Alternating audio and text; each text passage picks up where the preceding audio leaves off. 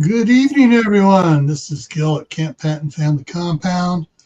With me tonight, I got Tammy of Rebel Canners and Mark at Chef Tech. And it is time for the Monday Night Fireside Chat. And tonight's topic is going to be a bit of an odd one. But since it's getting close to Christmas, the family Christmas table. The family kitchen table. I think I had Christmas on the brain. All right, so here's everybody at.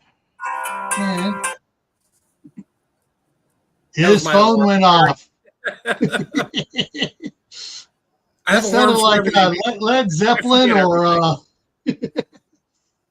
right, I don't want to say what that alarm's for, but it goes off every night at the same time.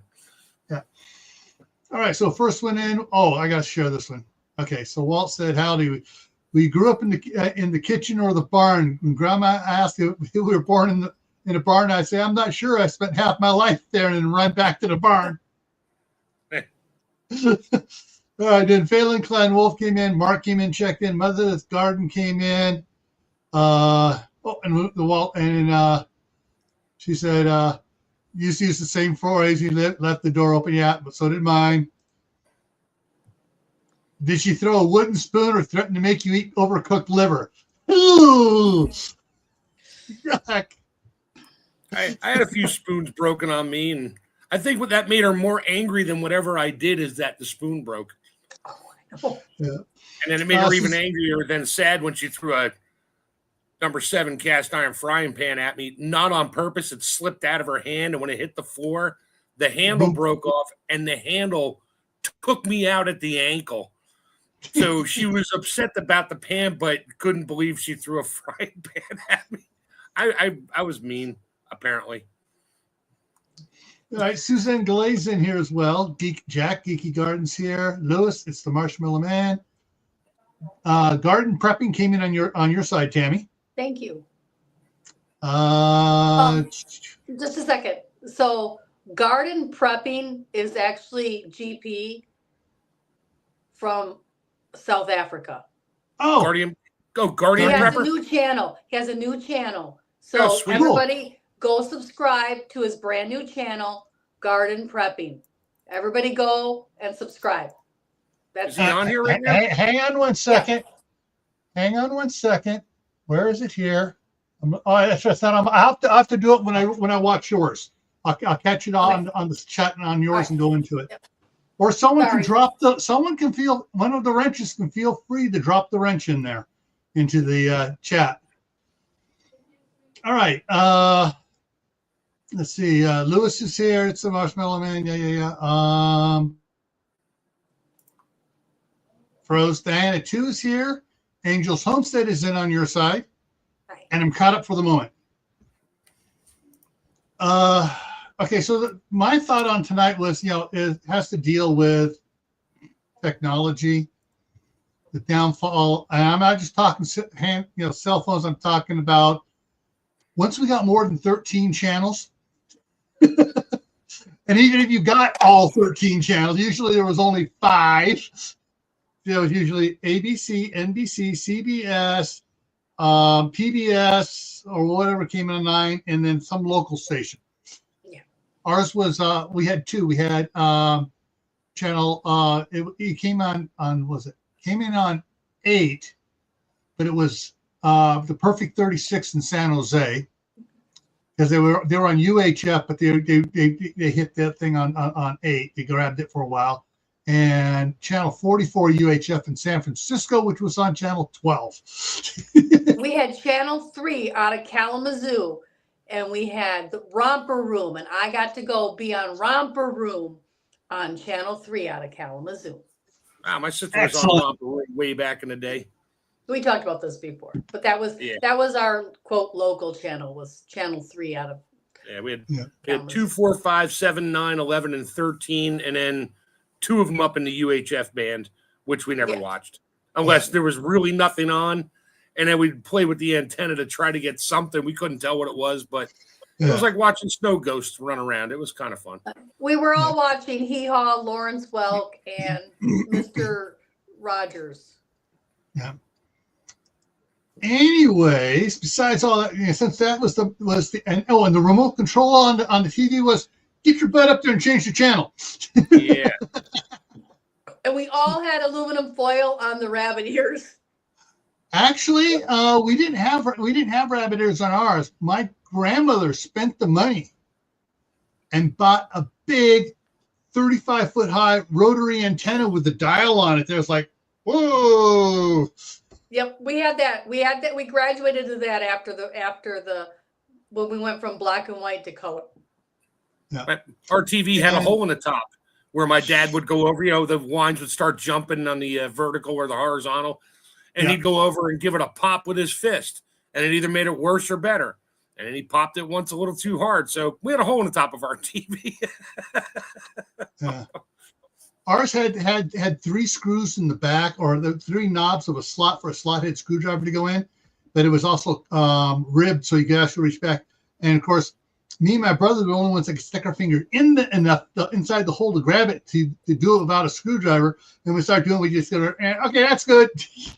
We couldn't see what was going on. Then we were just turning. That's good. Now the other one, But back in those days, other than the TV being on in the evening, Sand Hollow Homestead is in the house. Hey, Butch, how's it going?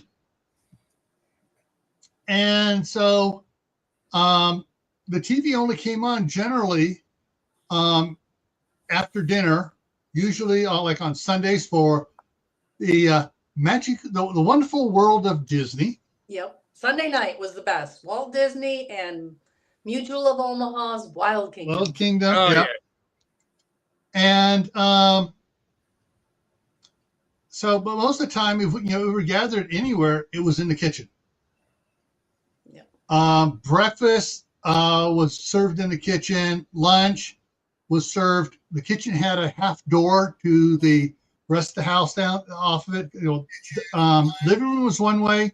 The rest of the house the other way, and had a half door so they could lock us out of the kitchen. Of course, we're all standing there peeking up over, into the kitchen. What's going on? But it had a top on it about this much, so you could set plates on it. And lunch was take a plate, go sit at the dining room table. Because if something was going on in the kitchen, they didn't want us underfoot.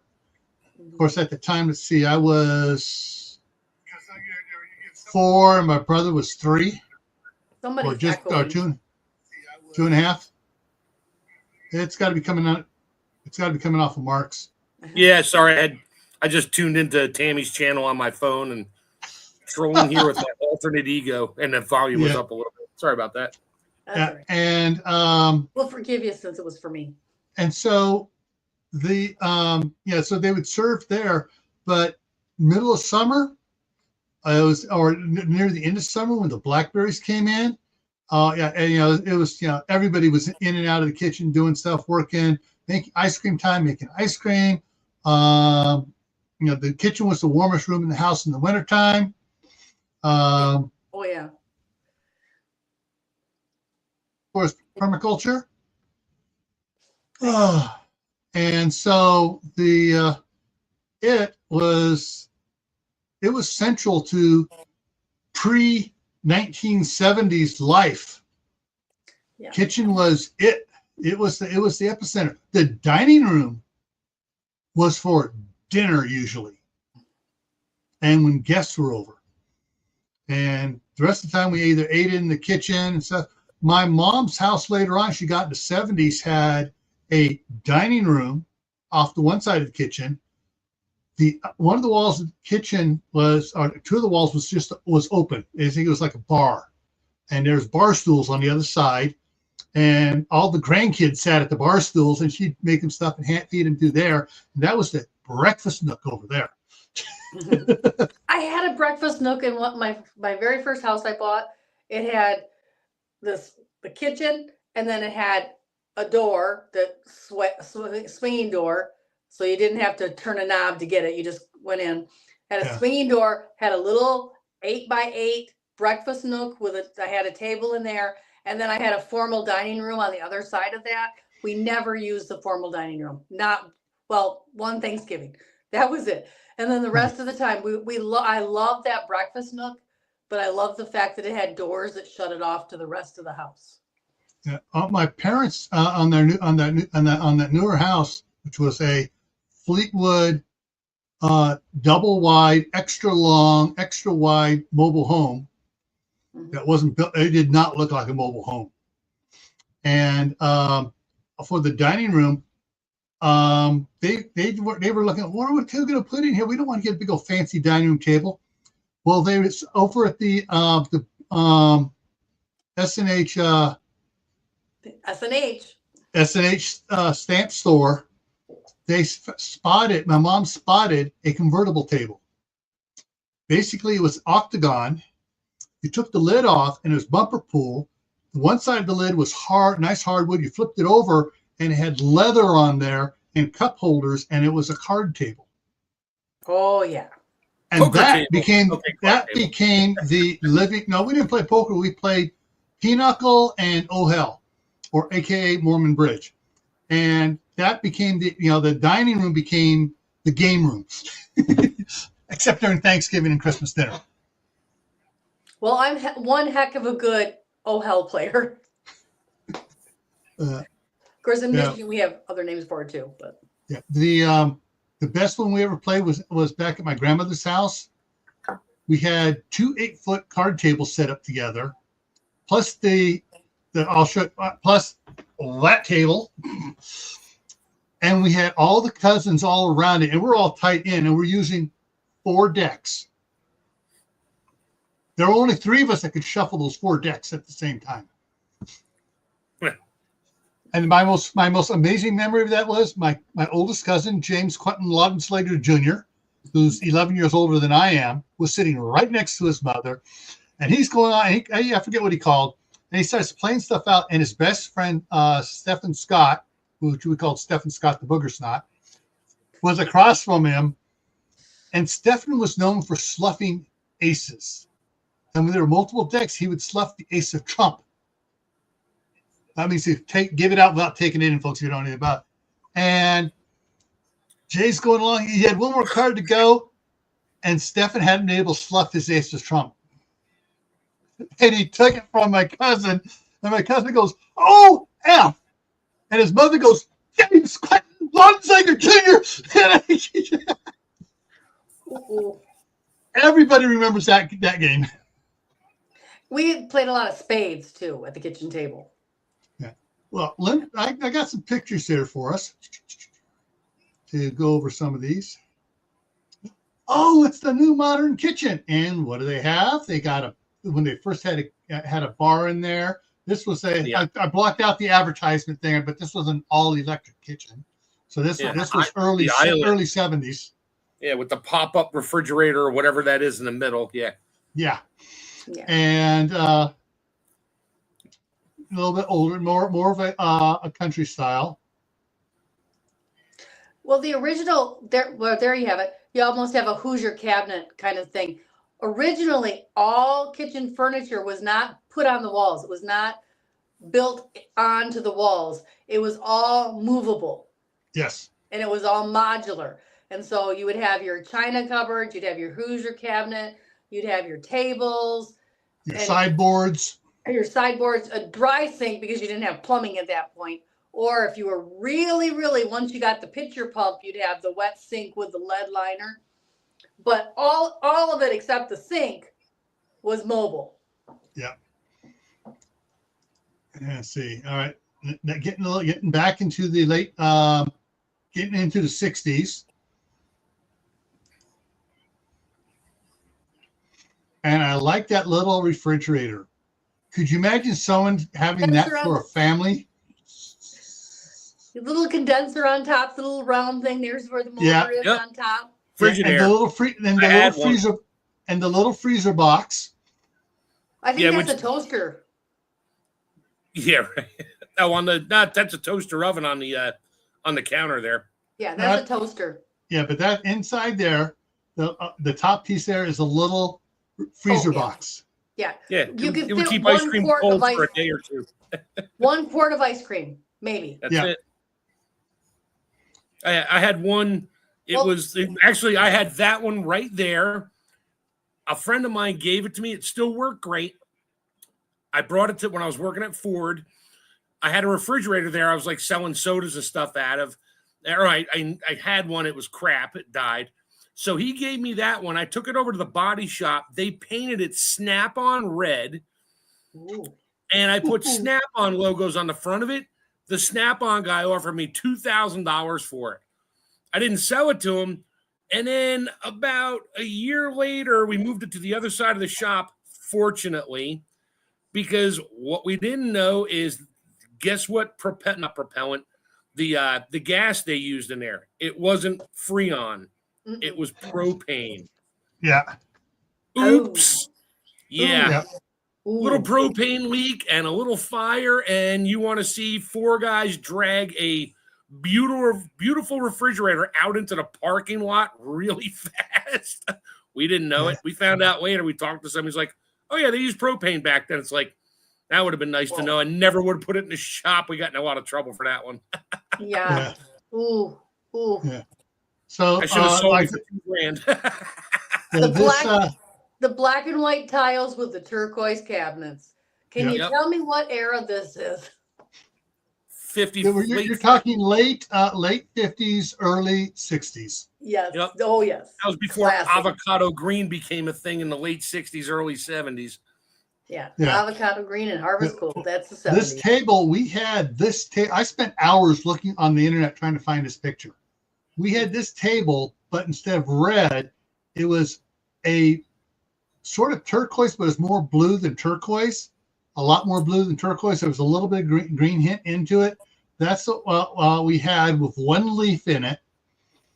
And our kitchen cabinets were painted like if this paint was 6 drops of pigment per gallon, we only had 1 drop of pigment per gallon. It was a real pale green. Am I having a wicked deja vu, or did he literally just repeat what he said about 15 minutes ago? Well, that was to you guys privately. That was to you guys privately. When we were all Oh, okay. So you are repeating it just to me. Yes. Yeah, I'm repeating it for everybody out there. And that's the kitchen I grew up with from 1960 to 66 when we moved, and my grandmother stayed at the house. And when we moved back down to LA, and my dad went to work for my step grandfather. Let's see, next one here. Come on. There we go. And then you got the electric thing back there. You got still the 1-door refrigerator with the freezer incorporated inside. Yeah. And the toaster, silver toaster back there. Hang on. Let me go. Yeah, it's a little toaster back there. And I love the little cutouts on the cabinet, the little gingerbread. See the little, up at the top there, yeah.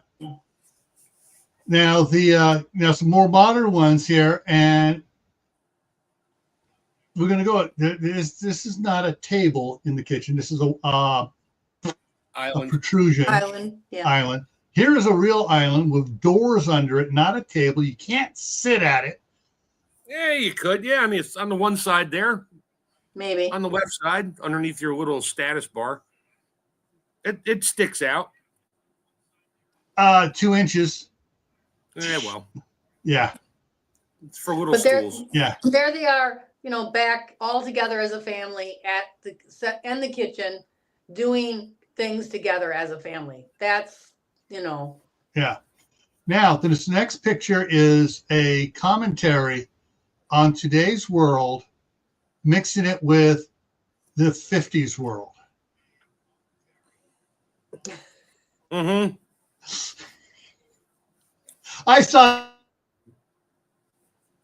When I saw that, I just had to put it in there. They're sitting around for Thanksgiving dinner, and they're all dressed in the 50s clothing, and they got smartphones, and they're all dumb.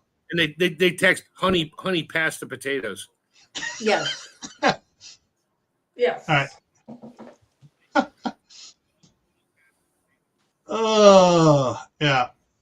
But yeah, it was like, it's in my mind, the old kitchen table was one of the anchors of the 50s and 60s family. And That was even before. Yeah, in 40s and 30s. But, after World War II, when the new housing boom came in and everything new, and they started making new appliances and everything. I blame it on the TV dinner. They got those little TV trays and they stuck their stuff in the microwave and then they took it out to the living room with a TV tray. I blame it, the downfall of society, on the TV dinner. Well, even before those microwaves, the TV dinner went in the oven for 35 minutes. My Hungry Man's went in the oven. We didn't have a microwave. Yeah. Oh, weren't the pot pies better back then? Like, what have they done to the pot pies? They actually had crust. They added 27 more ingredients to it. We all know it. Well, the pot pies, the Swansons or banquet pot pies today. Banquet. The dough in it is different. It's crap. It's not the same. But if you put it in the microwave, the lower half of the dough doesn't cook. The upper half cooks. You've got to put it in an oven to make it cook right. Yep. Yeah. I know I can my own. I have a video, but I can my own pot pie filling because it's just gross. They were so good. I don't know what happened. But everything was good pre-1974. Yeah. And then whatever. That's it. We've already had this discussion see previous videos. Yeah. Yeah. But I mean, this is one of the things, the house across the street has not really an island, it's a arm sticking out. Yeah. So the kitchen, the cabinets wrap around, and there's no cabinets above the one that sticks out in the middle of the room. And it does have an overhang where you can put some bar stool chairs up against it. But the problem is that kitchens have changed totally. The house that my wife is currently in right now, that waiting for her retirement, the last time I talked to her, man, she was sounding pissed about, wanting to get out, but not wanting to get out. And I didn't tell her to. I almost told her, if you're really worried, start looking for a job up here. We can sell that house. Yeah, one boy will have to come with us. The other one may want to try to stay down there. But, $1.25 million will last us a while up here. And with both of us up here, both of us can go back to work because I'm not heading back and forth. You're not heading back and forth to there. And I can get a job up here that I can hold down, even if it's a Walmart greeter like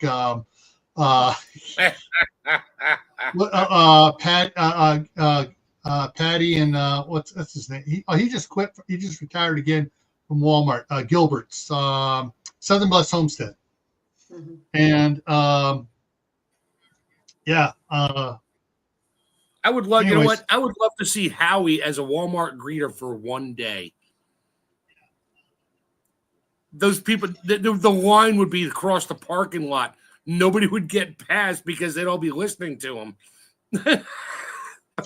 Greeting, Earthlings! Yeah, there you go. Welcome to Wally World. Yeah, we need him to make videos, Mark. Don't even suggest it. Yeah. But I'm going to lose my wrench here shortly. The kitchen in the house there, the house was built in 1934 or something like that, but they built it with a galley kitchen. Oh, no. Just no. Yes, I know. It's like, and that's the only type of kitchen my daughter knew until they had a little apartment up in Rexburg, and then they moved into the house over here. And of course, this house over here is, we got room to walk around. Both of us can be in the kitchen at the same time and not trip over each other. Yeah, you can open the oven door and still get to the refrigerator. Yeah, you can open the oven door, and both of you can walk opposite directions in front of the oven door over there and not collide. Those kitchens always scared me in apartments and that, because most of the time there was no window on the one end, so If you're all the way in the back by the refrigerator and a whatever's back there, and your oven has a fire, you're trapped because the oven was always in the middle somewhere. Fortunately, this one, that other door at the other end was the door to what was the original garage, which the people before me had converted it into a little boutique. She would sell stuff out of the house, and so so we turned that into a bedroom. Added a bathroom to it, and that's one of the boys' bedrooms.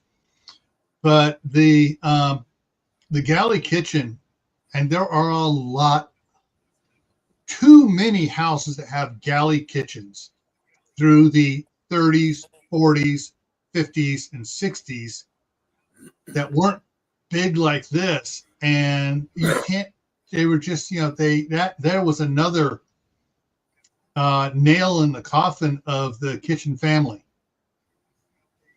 because you couldn't get everybody in there. All our gatherings, even especially with me and my wife in the last 30 years, we'd have a party, gathering, whatever.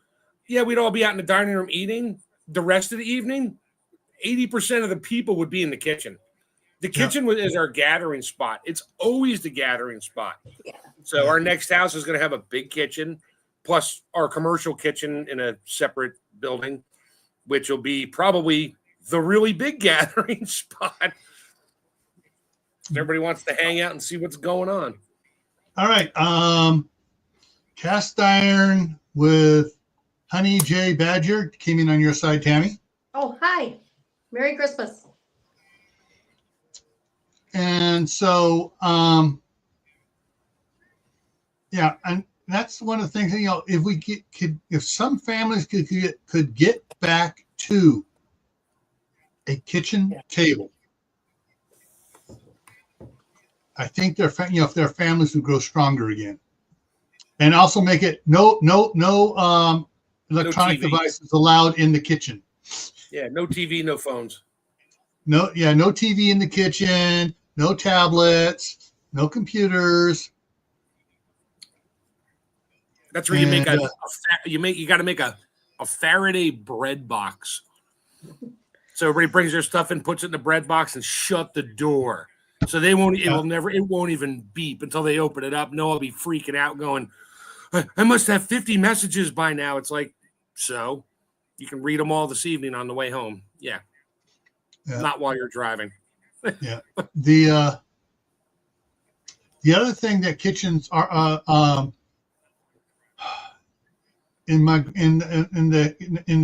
my grandmother's kitchen. It actually was our house, and my grandmother moved in with us, and we moved away in '66. She took it over, so we always refer to it her house. Because when we moved back in 1975, my parents bought that big, huge monster mobile home from Fleetwood.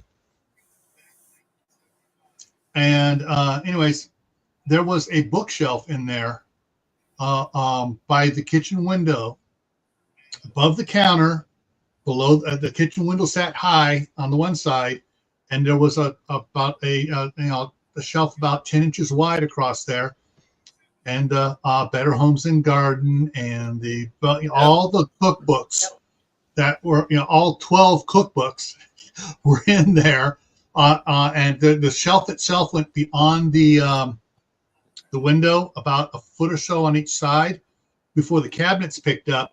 And so in that space between the window and the cabinet was where the books were at, and in between there was little knickknacks put up on that shelf in front of the window. But go ahead. That reminds me, one thing my mom always had in her kitchen window, and I don't happen to have one right now, mine died when I moved, is an aloe vera plant. We always kept an aloe vera plant on the windowsill. Anybody know why? Because you're in the kitchen? Yep. Because they taste good. Just kidding. Yep, for burns. Now, I'm going to see if I can find it here. I just thought of this.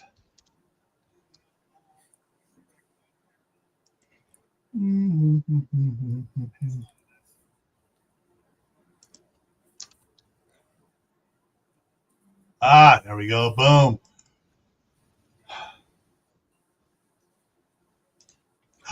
And and on the back of the stove,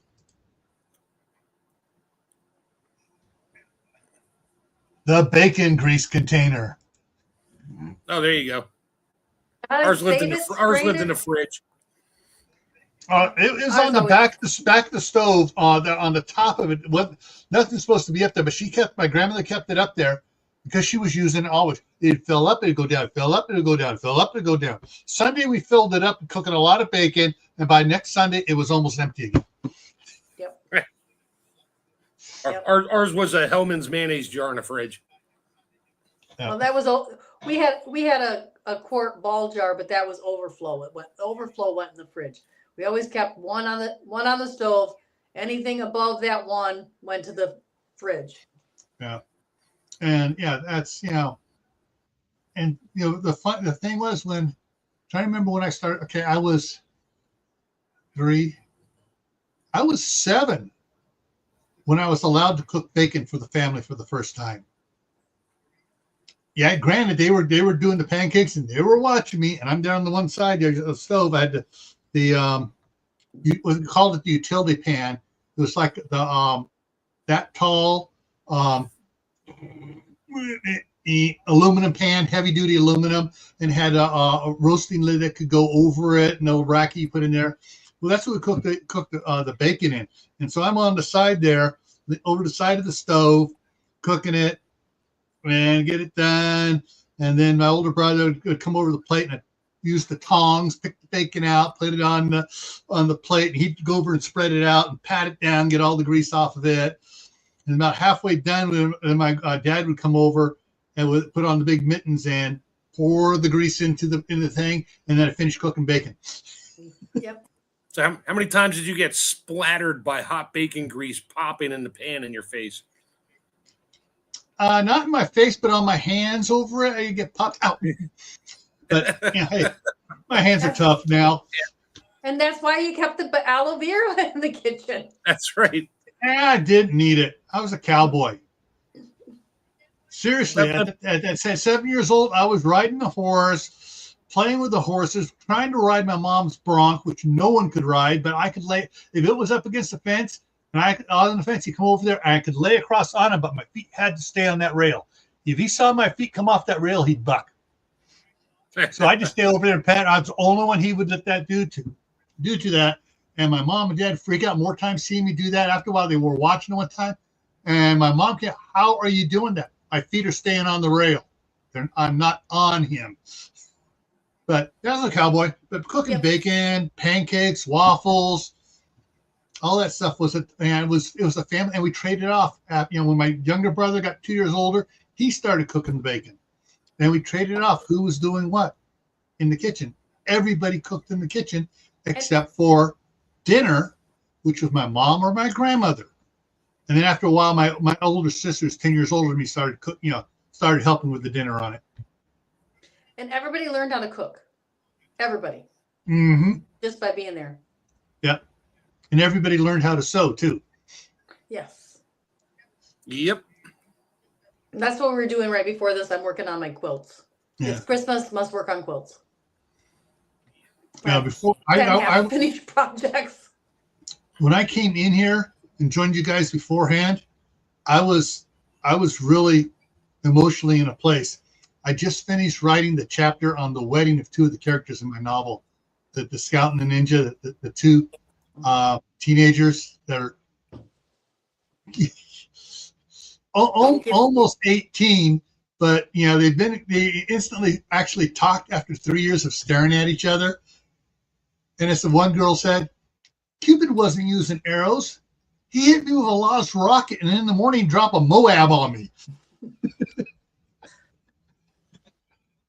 But yeah, I just finished writing that, man. It's like, oh, I got to go back now and reread it because I know I messed it up. It's because I know what it's supposed to say, but what I was typing was just to get it on the page so I could come back and fix it later. They could edit. Yeah.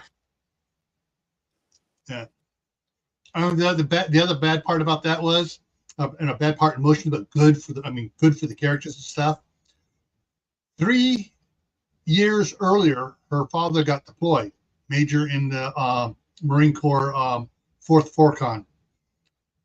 2.5 years before the marriage, he was killed in Afghanistan. Only he wasn't. He was captured by the Taliban. Nobody knew about it. And he'd been a prisoner for 2.5 years until he escaped and made it back. So it was a big tear. It's, I know my friends. I know Walt, if he's still listening, because he says, well, that's right. Walt has his Walt has his girlfriend with him, but not. He's one of the ones I send the stuff for him to read to. He reads it and gives me suggestions stuff. He's going to be cussing me out when he reads that chapter. He's going to be using words that a DI wouldn't even use, because I will make him cry.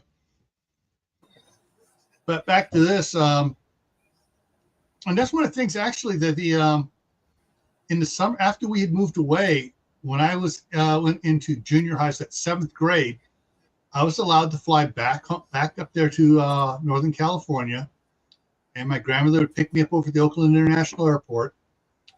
I'd fly up on PSA at the time, and I'd spend the summer up there. Well, one of the things that we would do is she had a huge collection of Sir Arthur Conan Doyle books. I forget who wrote Perry Mason. I don't know. She had like 40 or 50 Perry Mason books. And then the other author around the same time as Sir Arthur Conan Doyle, can't think of his name right, but she had a bunch of his books in there. And, so she would sit on one side of the table reading, and I'd sit on the other side with, she'd go, try this one here. And, Princess of Mars. Yeah. John Carter and that. So, and then my cousin would come over. My older cousin Jay would come over, and we'd sit and he'd read and he'd do stuff, and he'd hang out there to get away from his 5 brothers and sisters. And then after a while, he and I would be playing board games as well there while my grandmother read in the kitchen. Not down in the other room, not down in the dining room, not in the living room, in the kitchen. That was so she could keep an eye on you guys. She knew you were in trouble. No, she didn't. The other thing care. I just thought of that we never mentioned is there was other important things. Every day after school, you better get your homework and you better sit down at that table. And I don't want you to get up until you have finished your homework. So you sit at that table while I do this. And I'm gonna look over your shoulder and make sure you're doing your homework. Yeah. Like, I'll do my homework in my room. No, you won't. You're gonna do it right here. There we go. Earl Gardner wrote Perry Mason. Yeah. Tammy's bathroom time got interrupted. Yeah. Kitchen time, Mark. We discussed this beforehand. Kitchen time got interrupted. She's in the pantry. She hasn't put the shelves up yet. Yeah. No, there's some shelves on the side towards me. Yeah, there it is. Yeah.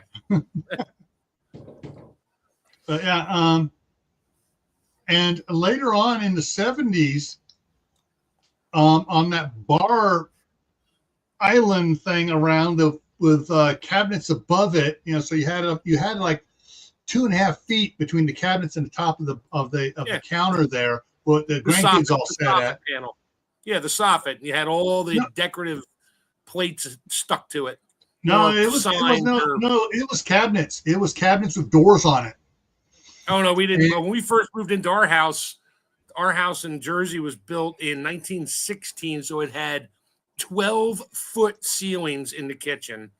Yeah. The glass door cabinets went all the way to the top. You needed a 6-foot step ladder to get anything down. And my dad redid the kitchen, dropped the ceiling down to a nominal 7.5 feet, made all new cabinets for it. And he had the soffit panel around the top. Mom had those metal trivet racks with all the different sayings on it, like, the one with the rooster on it and that. All around, he mounted them all around the top. And yeah, now you know what I'm talking about. No, you just Everybody gave me had epiphany trivets. of something else. Go ahead. Go ahead. Everybody had those cast iron trivets, or at least we did. So did all my friends. And oh yeah, and that's the kitchen table, and he redid it. We had a pantry in there, but he didn't like it because it took up too much space. There wasn't enough space in the kitchen for a family of 4. So because we spent all our time in the kitchen. So took the pantry out, took the little breezeway out where the old ice box was that, you know, the Iceman would deliver with the drain going out. So, oh yeah, it was an old house when we moved in. We did a lot of work in there. And yeah, I mean, that was the spot. Came in the back. He put the Dutch door in the back door. So in the summertime, Mom could open just the half top and the dog wouldn't get out. Yep. Froze. Okay, so our treasure homestead came in on your side, and Ron Netzel just joined us here on my side. The epiphany you just gave me, Mark, talking about those cast iron trivets. Do you know what those are? The ancestral of the Facebook meme. With all the funky all the sayings on them and stuff. Oh yeah. Oh, you could It's go the to any Facebook meme. Any tourist trap, and you could buy those. And they always had something funny to say about wherever you bought them from.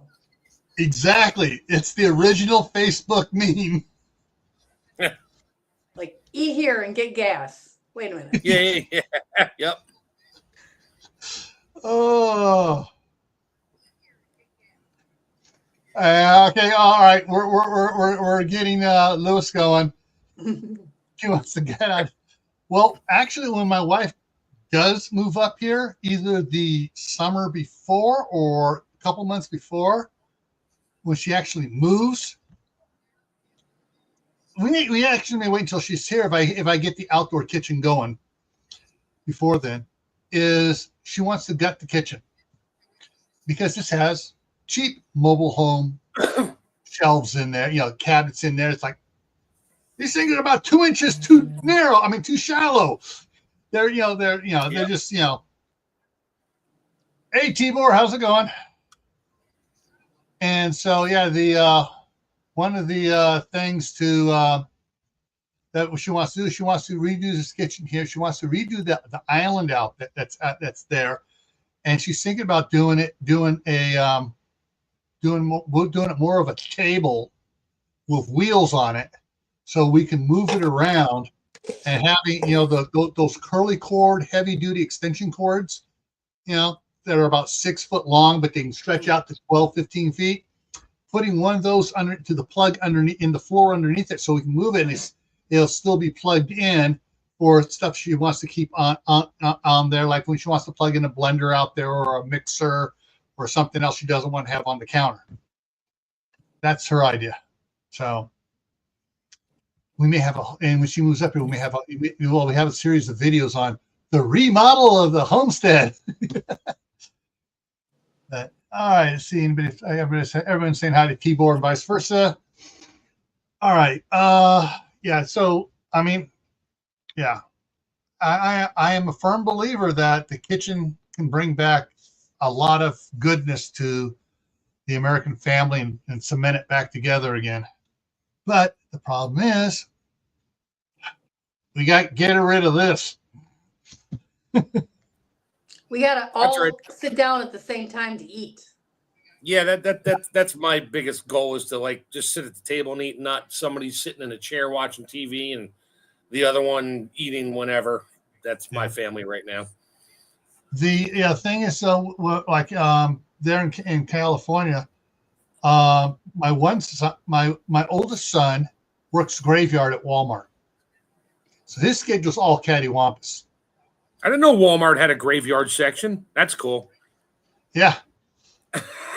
Yeah, and he thinks his is called the pet cemetery.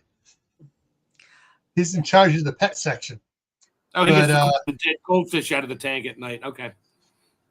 The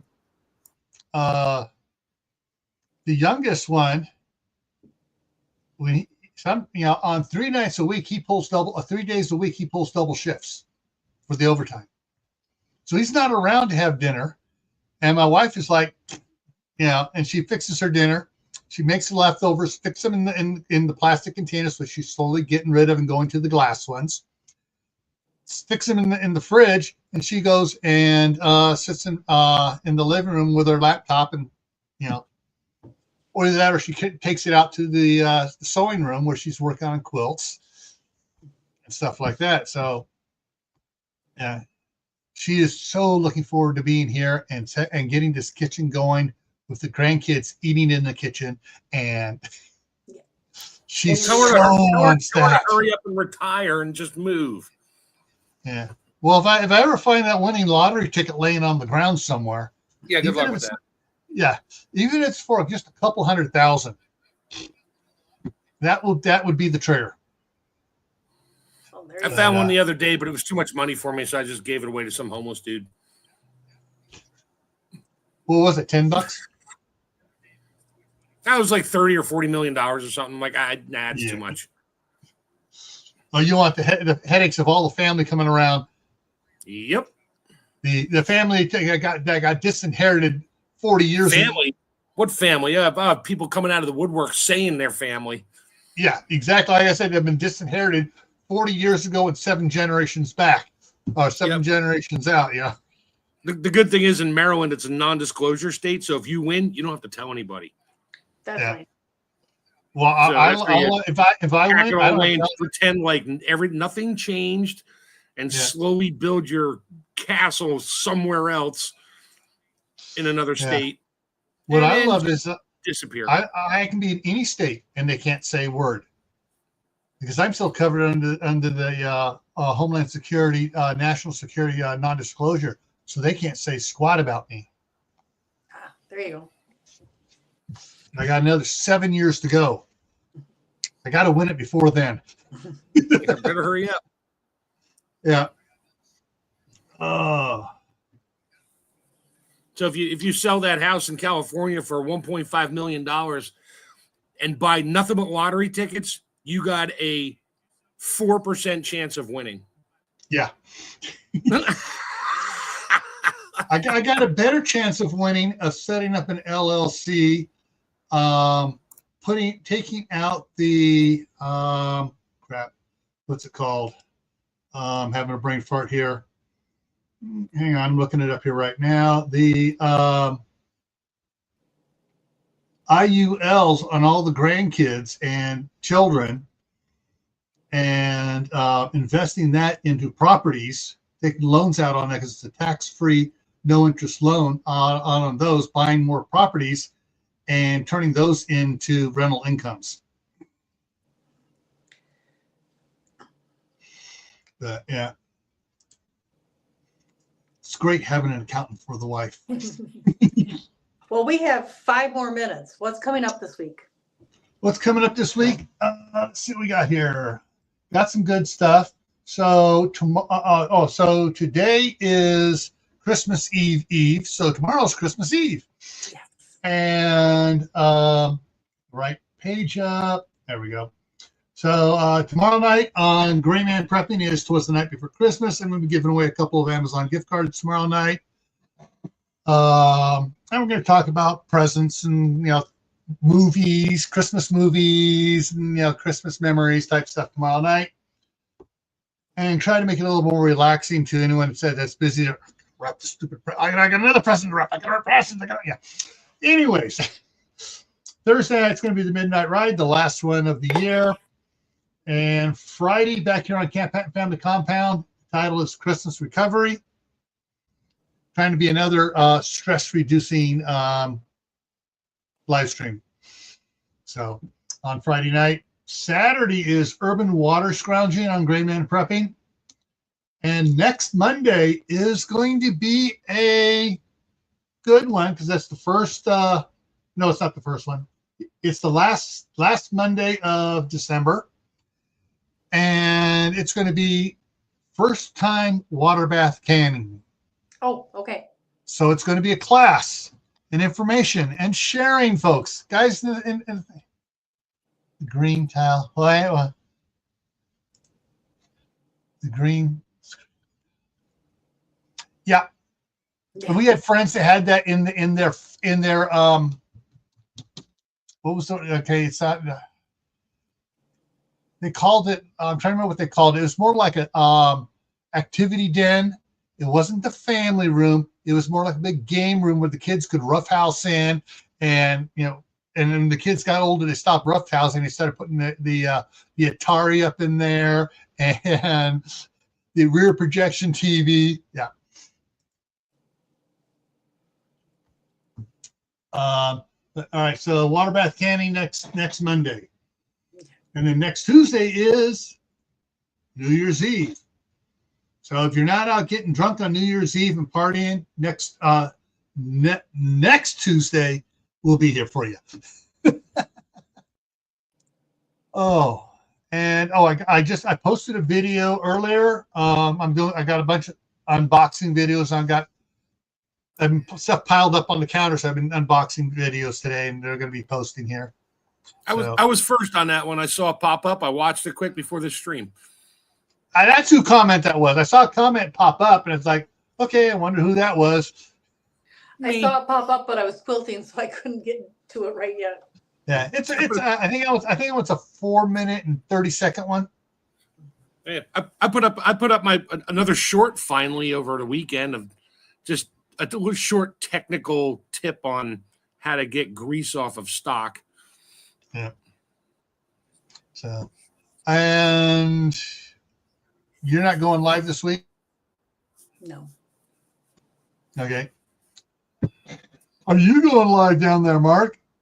Not live. I'll start next year, maybe. I'm more into my little shorts and stuff when I get a chance to make them. Yeah. Well, all right, folks. So that's it. I hope you got all your Christmas shopping done.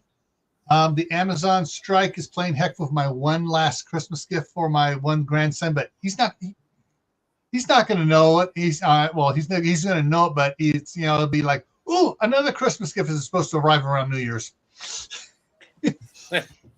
I got the grandson's suspenders because 3 of them are like my dad and I, or like I was when I was 20 years younger. No butt. Skinny as a rail, no butt, no hips. You can tighten that belt to your blue around the middle, and your pants are still falling down. I could tighten my belt good, but see, my grandson's father has no interest in showing them how to do a belt because he wears stretchy pants around his big tummy. Okay. Oh, Louis Sorella, New Year's resolution for you there. Yeah. All right, everyone. Hope we gave you some ideas to try to work with your grandkids and whatever, to get kids to, and kids, whatever, to start doing a family kitchen, cake table and stuff. All right, everyone. Take care, and we'll see you hopefully tomorrow night on Gray Man Prepper for just the night before Christmas. Have a good night. Merry Christmas. Happy holidays. Whatever you celebrate. Christmas.